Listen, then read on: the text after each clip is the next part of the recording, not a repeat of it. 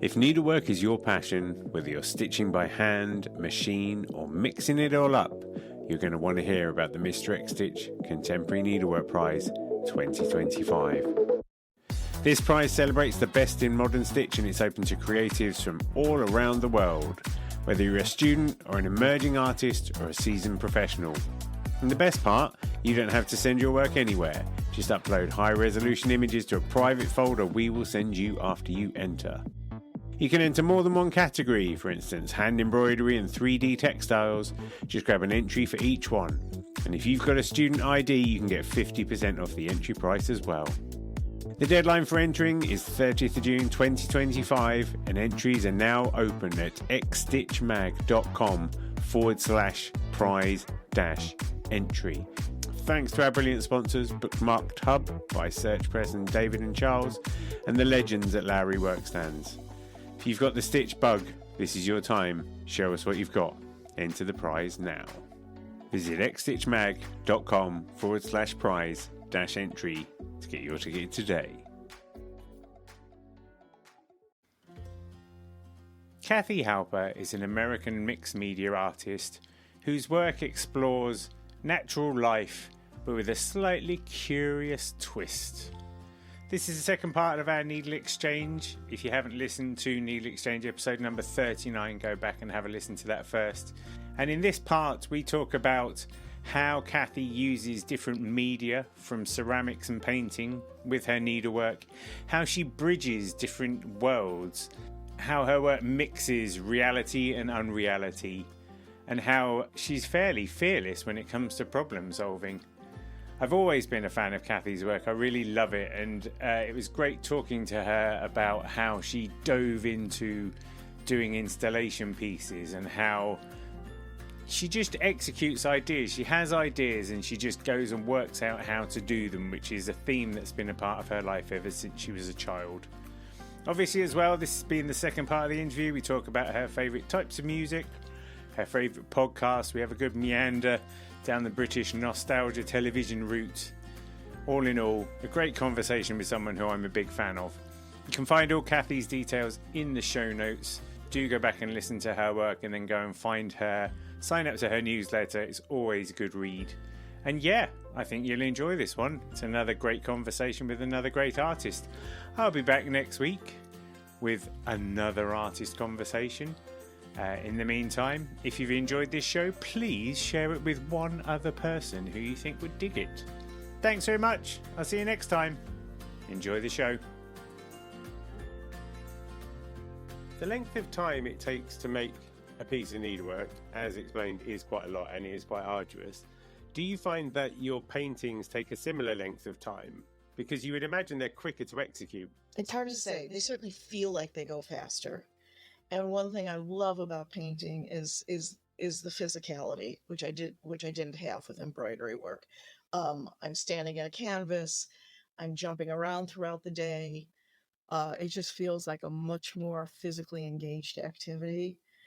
And then, certainly, whereas my memory of doing the embroidery work was that, these 8-hour days, well, taking a break for walking the dog and having lunch and all that, but, very intense days of embroidery, repeating day after day after day, and maybe it would take a couple weeks to do a piece that way. Whereas, the paintings, it's like I do them intensely for a little bit, and then they breathe for a while, and then I go back to them and do them. It feels like a more comfortable pacing. Because I wonder whether, I feel like when some people are stitching pieces of art, obviously they've got a kind of plan, but I feel like the slowness of the production often leads to like subtle changes along the way as these things evolve. Is that different with painting? Like, do you spend a lot of planning time with painting? Or you kind of like, I've got this idea, and does that shape as you construct the painted image?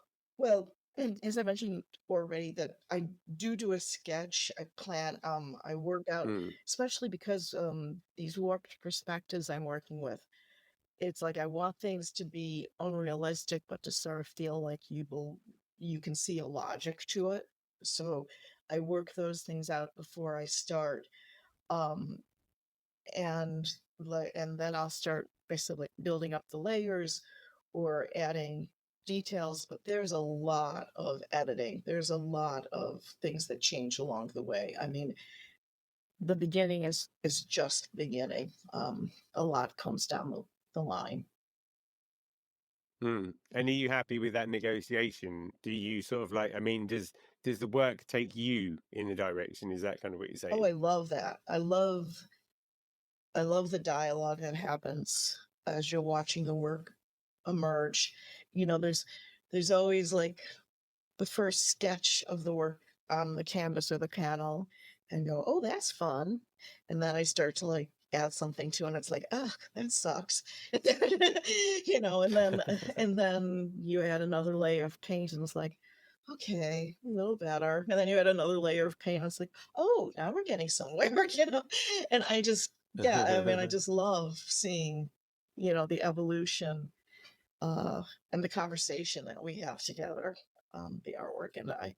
I also really like the idea, like you're saying with the vases. It's kind of like your paintings are like a sort of abstract or slightly. Sometimes I always feel like, you know, like fisheye lenses. Yes. You get that perspective on the world. It's almost like you're doing like these fisheye versions of the world and presenting those, but then the vases are almost like you're taking elements from that world and plopping them back into the real world. So they're still out of place, but now their form is a bit more familiar or something. It's almost like they're bridges between the two universes. Yeah.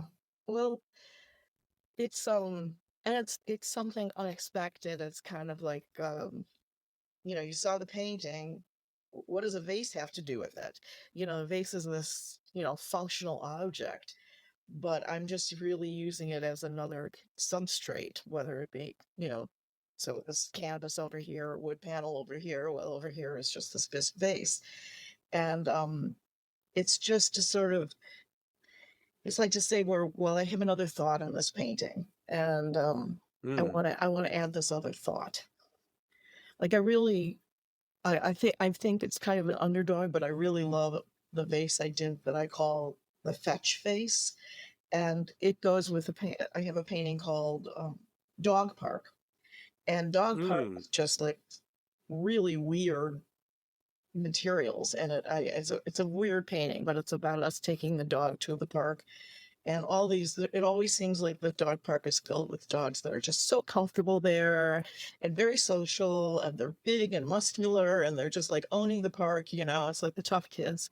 And then we come in with our neurotic little dog, and you know, we want to socialize her, and she doesn't know what to do. And then she's just a basket case of these play. Every time we try to do it, we're like, yeah, that didn't work. So anyway, that's kind of the story of Dog Park. And I had this idea for a vase where I just wanted to like cover the vase in grass, like a dog park, you know, and so I used, you know, the moss that looks like grass. And then I used epoxy sculpt, which is this incredibly strong air dry clay, to make two handles coming out of it that are actually dachshunds that I stretched handles. And then I just dotted the vase with like tiny little tennis balls all over the place. And I just love that vase. You know, it goes with the painting. It's not narrative, but it's a continuation of the thought of the painting, and I just love it. I think it's great. I also liked your description on Instagram, because you said, I don't know what this means. I just know it looks fucking cool. That's how I felt at the moment. Yeah. It's just really, and I still do. I still love it. And you know, another one is I had done a small mixed media painting of me weighing myself, and the idea that, you know, people always talk about dogs follow them into the bathroom and, you know, that kind of thing, you know, so there's no privacy when you have a dog that's attached to you, right? So, you know, in the foreground is a giant bed, and the dog is on the bed facing me, looking at me, and in the background I'm in the bathroom, my back turned to the audience, weighing myself. And it's, you know, it was me sort of trying to step into the thoughts about body image and aging and being a woman and all that crap. And then I had the idea with the vase again. Well, because the standard traditional vase shape is so feminine. It's curvy and sensual. So it already feels very womanly. And I was like, oh my God, I have to turn my body into a vase. And so I did what I call the selfie vase. And it's just, I just took paper mache and just tried the best I could to replicate my old, fat, sagging body onto this vase. So it's, taking this beautiful feminine form and just like putting a big butt on there, drooping boobs, you name it, sagging midriff. And, painted it this like fuchsia pink and put and then I wanted to take it away from that a little bit. So I dotted it with flowers. There's a little bit of glitter on it. And at the top, there's like a little gold fringe hanging from the edge that just turns it into some weird, strange shape. But so I guess the vases, in a way, as I'm talking about it, I'm saying that, they open things up for me a little. They give me some freedom. I mean, I don't have a lot of rules in this series where I try to say to myself, if that's what you want to do it. There are no rules. But for some reason, the vases allow me to experiment in some ways that I don't seem to feel as free to in the narratives. I like that. And then I suppose the idea that you're still tagging on this sort of outsider art influence means that you've got the freedom to just make this stuff. And if it ends up a bit lumpy bumpy, it's kind of okay because that's still, within the remit, within the realm that you're kind of creating. Yeah, again, as I was pre-thinking this series and sort of developing it in my brain, I was saying to myself, I don't want to have rules. I don't. So often when an artist is creating a series, you start developing like, well, I only do these images and we only use these materials, and this is the style I paint in. And I wondered, again, sort of without regard for if anyone's going to like it, if anyone's going to buy it, if a gallery's going to be interested in it. Just I wondered, well, what if I don't say that to myself? What if I just say, if it works for, the narrative you want to tell, if it works for the story you're trying to tell, then use it. And if you had ideas that have crept up, like with the vases, I guess that was something that you felt was within your reach. Have you had any ideas where you're like, I'm not actually sure I can make those things, like some mechanical structures or, other ideas that spring to mind? You're like, well, I don't know if I can do that. I mean, yes, I feel like I'm a pretty good problem solver. And so for instance, I just had this solo exhibition at an art center nearby, and I really, really wanted to do an installation. At some point I had like been envisioning like wanting to do a small little grass area where I would have like paper mache dogs running around and some and that so A, that felt pretty ambitious, and B, when I got assigned the space I was using, um it was basically a hallway. So it was a large hallway. There might have been like 10-foot, wide floor, but still people were going to be using this as a thoroughfare. And so I could not do something that really extended into the floorways and stuff. And I still really wanted to do something that felt like it jumped out, extended, engaged. And so what I ended up making was these wall items. Like I did a giant branch that I stuck at the top of the wall that extended like halfway into the hallway, and in essence kind of led the viewer down the hall. And then I had, this squirrel that stuck out of the wall sitting in the tree. And then on the bottom of the floor was a paper mache. These were all done with cardboard and paper mache. So not very archival, and not, I didn't do them to be sold. I didn't do them to last forever. I did them as an installation. And so I did my dog, kind of a life-size dog sticking out of the wall as she's jumping and leaping up, trying to get the squirrel in the tree. And then I put birds all over, the top of the wall. And Now, so you asked something that I couldn't do, but I just was really happy with the way it started out as a compromise because of the space, but it ended up feeling Mm. like it was the absolute perfect thing to do. And the feedback I got from people was just overwhelming how much they loved it and how it really pulled the space together instead of it feeling like a hallway. It felt really much like this is my world here and engaged people. So I actually I find when I do come up with something and it's like, no, I can't do that. I enjoy the challenge of saying, okay, you can't do that, but what could you do? Mm. That might be another solution. It reminds me. I keep thinking about Who Framed Roger Rabbit, where you get the world and then you get like the cartoon world, and with that little gallery, it was almost like your little take on that, It, where the two worlds were just kind of interfacing a bit. well, I described it to people as, there was the artwork hanging, and then there was a secondary narrative, and I call that Fiona's world. Fiona's my dog. So, that is exactly right. It felt like there was a secondary story going on. I think isn't there a squirrel like sitting on top of one of the pictures or one of the paintings as Oh well, yeah, just like squirrels do? there's a squirrel. There's a squirrel on top of the painting. There's a bird that's sitting on top of the painting. There's also a squirrel that nobody noticed until I would point out to them. There's a squirrel at the very bottom of the floor, surrounded by acorns. And it was like this really cute little squirrel scene that, like, I would say, "Oh, did you notice that squirrel?" I'm like, no. And it all fits in with the Jomo as well, because it's like it's not again the aloof art gallery thing. It's just like this playful space. You're just being like art is just to be enjoyed and to have fun with, and you kind of just reinforcing that point. Yeah, and it was, it's scenes from daily life. These are the objects I see as I walk around my neighborhood. So it fit in on that level too. Yeah. Have you got any other ideas percolating at the back of your mind, or are you still going to keep on Jomoing for the time being? Well, I think Jomo is a long term. As long as that's where my brain is, then I'll continue to do work that addresses that. But we took we took a trip to Portugal last fall.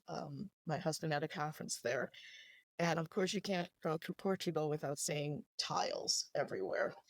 And going through the tile Mm. museum really inspired me that wanted to come home and try making my own little tiles that most of the tiles you see in Portugal are just designs or floral a flower in there, but there were some that create narratives, create paintings. So I have this idea for doing like a half dozen tiles that will sit together and that just sort of like have little everyday objects in them that sort of represent my Jomo thing, while referencing that Portuguese history. So that's an idea of something that, and again, it's kind of like, well, how does that fit in? But it's like it fits in. It's just gonna fit in. And it all started with like dolls' houses. All your world building goes all the way back to that, isn't it? You're just like, I'll work it out. I've got cardboard. I've got masking tape. I'll work it out. That's right. That's right. Just I busy like that. fingers. Just busy. Quite lucky around here in as much as I live quite near Stoke-on-Trent, and Stoke was a big ceramics place, and they have the British Ceramics Biennial. So Oh every wow. 2 years they have a big sort of ceramics thing, and we've been to that the past couple of times, and it's great because it's not a medium I would go near because I'm not, I feel like I'd probably have to really, don't know, work at it. But when you see what's possible out of this, this surface that is just can be very lumpy, but at the same time, people are taking it. And there were a couple of artists who were doing very like squelchy looking ceramics, which I always think is a good way to go to it. It's just like just kind I of was going to squelchy. say, have you noticed an evolution in the past few years that the work is getting more contemporary, not so traditionally lined? I mean, because it's really well curated, and I am no expert, but I think the thing that I quite like is a bit like you were just saying with the tiles there is when you see people who are taking quite traditional ideas and just making them a little bit weird. Like there was a person, the first one we went to, who made these beautiful vases, almost looked like they were kind of matte finish, but very delicate handled vases, maybe with a Roman influence or a Chinese influence, and then would put like pigeons on the top of them. You know, and sometimes it's just that simple bit of weirdness, and you're just like, yeah, I'm Yeah, up for that. You know, that'd be perfect. yeah. Like I That said, just I never really paid much mind to ceramics that much. Thought of it as coffee mugs and vases. But just it seems like it's exploding. I feel like it's the next embroidery. Like embroidery had a big moment, and maybe it still is.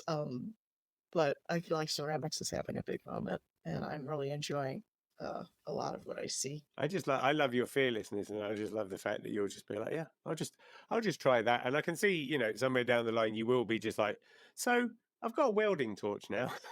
You just feel like, of course you have, Kathy. You're just going off and But welding some stuff now. She's like, oh, she made gates. well, so one of the things that was a really nice result of the show, this was me seeing this body of work hanging together on white walls for the first time since I started it 3 years ago. And it was surprising, especially because I've talked about how all over the place I've allowed myself to be. It felt very cohesive. It really felt, there's the vases, there's the mixed media pieces, there's the large canvas pieces, and yet it very much felt like one artist's voice. So that has helped me. That's helped me certainly say to myself, continue to be fearless, continue to experiment. It's all you, it's still going to be you. Yeah, I love it. I love it. It's your kind of the slightly left field documentaries with Kathy Halper. I like it a lot. Right, let's do some good questions. Let's go for the big ones here. Are you ready? Do you have a favorite band? So like, it's so hard to think about, but and it's just at this moment in time, I would have to say I just adore Phoebe Bridger solo work. I do. I like Boy Genius. They're great, but I really love her on her own. So she's like my current favorite artist. And Do you listen to music while you're working? oh yeah, I have Apple Music, and I just shuffle everything. Although then I have these weird days where it's like it's a Sondheim day, and I'll just listen to Broadway musicals for the day. I think you can't ignore those kind of days. It would be wrong to do so. Just sometimes you gotta do it. There's a radio station over here called Magic at the Musicals. There's a whole network called Magic FM, and they play all like sort of lovely music and stuff. Magic at the Musicals just plays musicals, right? And my wife is a fan of musicals. Oh, And if that she's one. ever like really grumpy for some reason, I'll put Magic at the Musicals on, and within about 20 minutes, she's like singing in the kitchen or something. Yeah, it's Does the job completely. I mean, musicals are certainly great for especially car trips because then you start singing along and so. Well, my husband and I were both involved in theater when we met each other, and I mean, he was very involved, and so it is a little bit in our blood. So yeah, I'm a theater. I'm a musical nerd, but it's something I keep quiet. No, there's no need to keep quiet about it. There's nothing wrong Oh with yes, it. there What's wrong with is. people who don't like musicals? God No, damn you 'em. can get pretty beat up for liking musicals. Not on my podcast, you can't. Do you have a favorite book? I mean, the list could go on. I wrote down a couple that I really loved. Born a Crime, the Trevor Noah memoir, is one of my favorites. I read a book a year or two ago called Also a Poet by Ada Calhoun. Her father was the art critic for let's see, the New York Times art critic Peter. I'm spacing out, but her father was a very famous, respected art critic, and consider a brilliant writer who recently passed away, and she wrote a memoir of growing up with him. He was a difficult man, and I just thought it was a beautiful book. I love Jenny Lawson, who's a very funny sort of memoir writer. And Big Magic by Elizabeth Gilbert was like an important book to me, all about creativity, and just sort of made me feel really, really grateful for being a creative person. Just feeling like lucky that I was born with that. They're all quite non-fictiony kind of books. They are. They are actually. I do read a lot of fiction, but yeah, my favorite books are nonfiction. As is your favorite mode of artistic expression, one might argue. Yeah. I'm pretty much rooted in reality. It's got my feet on the ground and my head in the clouds. That's me. Do you listen to podcasts? I do. I listen to a lot of art podcasts, which sometimes gets to be almost depressing instead of inspiring. And then I'll listen to the occasional true crime podcasts. Let's see. I'm trying to think of like what some. I mean, I like anything Serial does, the Serial series, and which now is part of the New York Times. And I listen to there's a podcast called Art Problems, which is done by the woman who is the head of this networking group I joined, Patty Johnson, and she's really good. But I also like to listen to David Warner has a podcast that's kind of like the news of the art world. I'll listen to that. That's like dog walking stuff. Yeah, I was listening to a podcast the other day and they said, apologies to all the dog walkers, this is coming out a day late. And I was like, I'm walking my dog. How do they know? How do they know? How do they know? Where are they? Yeah, honestly, I was like, am I that obvious? It's ridiculous. Did you ever watch Only Murders in the Building? We have started to watch it a couple of times and not followed it through. Okay. Interesting. Not to follow through a second time is interesting. I'm not sure. It just hasn't grabbed me. I find I don't know. I don't find it that funny. I think I love Steve Martin. I think they're both kind of old, and this is coming from someone who's old, but I think their humor is kind of old at this point. And then I don't know. I feel like there's something wrong with me. It just doesn't do it for me. No. I can understand that. It's really hammy. Like me and Mary watched both. I think we've watched all three series now. It's just really hammy. And if you go, it's really hammy, and half the time it doesn't make any sense, then you're like, it's better than watching the news. My daughter watches it with her husband, and she's like, "Oh, you just have to go with it. It's great. We love it." I just can't. Yeah. I like humor with a little more bite to it. What was the last good comedy that you enjoyed then? I loved Community.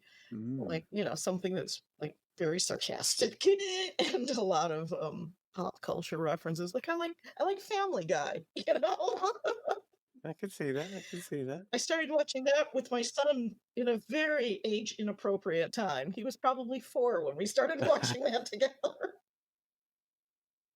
Just giving him side eye in case Stewie becomes an early influence on him. You'd be like, no. Yeah, exactly. And he's turned into a very fine, outstanding citizen of the world, I might say. Good job, everybody. Did you ever watch Schitt's Creek? I did, yeah. That was very funny. I'm jonesing to watch that. We've watched that twice, the whole thing. And I almost feel like I want to watch it again.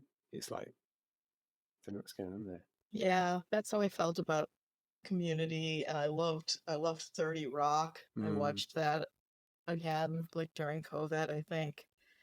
So there was I'm trying to think if there's a comedy on now that we actually like, there was a British version. We like Ghosts. Have you watched the British version of Ghosts? Yeah, and the British version is just finished. Like they've just officially done the final episode of Ghosts. And okay. That has been very... My daughter and I watched both the American and the British version. It's kind of interesting, isn't it? Because with the American version, in a way, they don't have the length of history that the British version can play on. The British version actually felt a little edgier, which I was surprised by. I liked it. I mean, at first we weren't sure about it, but the more we watched it, we thought it was great. Yeah, it felt like a little bit more daring. They did well over here because they managed to then make a couple of Christmas specials. And any time in the UK, if you make a Christmas special of a program, it means you've done well.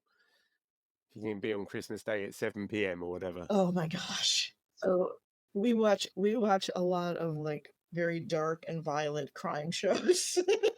Or something of that ilk. So a lot of times I need a palate cleanser, and so I've been watching Call the Midwife, which has like 20 seasons, and it's 12 seasons, but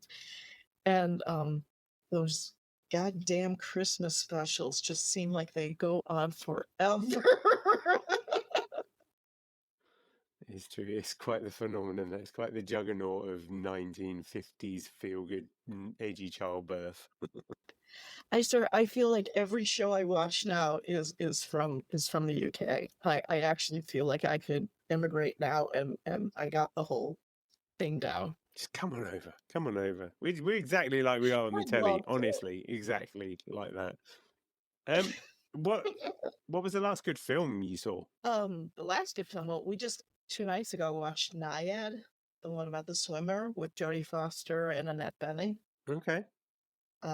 It's they're both Oscar nominated for it, and I sort of put off watching it because it's about Diane Naiad, and I wasn't that interested, and didn't seem all that interesting. It's really good. They're both such amazing actresses. And then what else? Have you got a favorite film? I mean, you had my favorite, sort of my classically favorite films. The two that came to mind were About a Boy, British as well.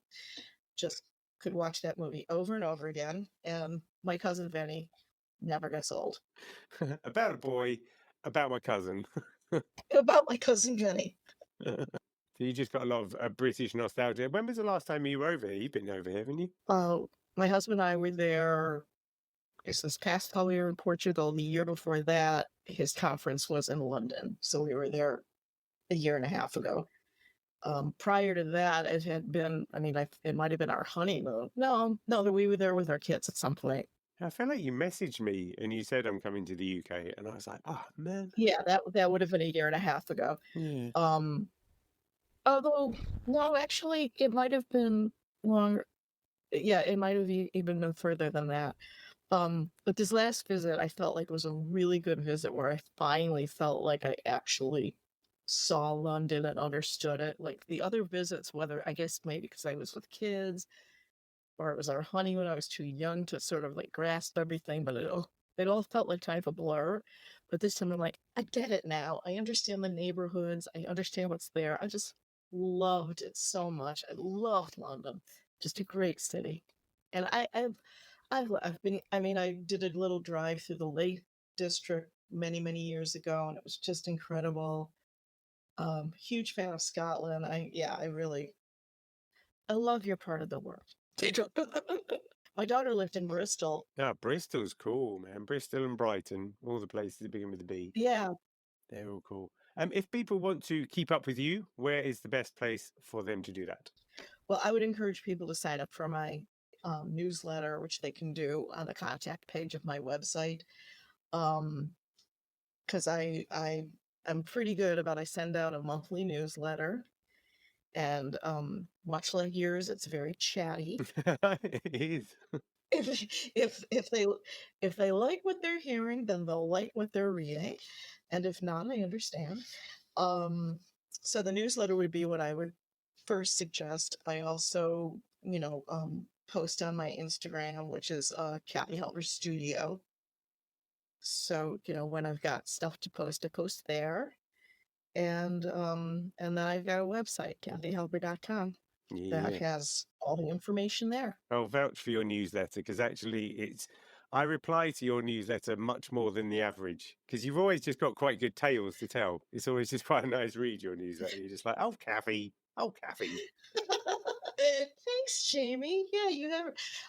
I do get I get quite a lot of replies, which I'm very surprised at. I also get people unsubscribing, and and then I spend hours upon hours wondering what I did to offend them. No, I'm kidding. that's because you're making art, and not everybody likes it. But believe me, the rest of us that do like it a lot. Thank you so much. That's Thanks. Can I ask, how old are your girls now? They are. Flora will be 7 in April, and Annie will be 5 in May. Oh, those are Bonkers. nice ages. They are nice ages. They still think I'm quite cool. They still think I'm quite funny. Right. I'm rinsing that until it until it evaporates in about 3 years' time or something. Absolutely. Absolutely. That's wonderful. Hey, Kathy, thanks for having a needle exchange with me. Oh, it's been fun. It's been a pleasure. And now I'm actually feeling awake, so I can start my day. Amazing. Brilliant. Thanks for joining me on another Needle Exchange. I hope you enjoyed the show. I'd love to hear from you, so feel free to email hello@needle.exchange, that's NEEDL.exchange, with any thoughts, comments or feedback. And if you want to keep up with all the news, sign up to the Needle Exchange mailing list at bit.ly/needle exchange. See you next time.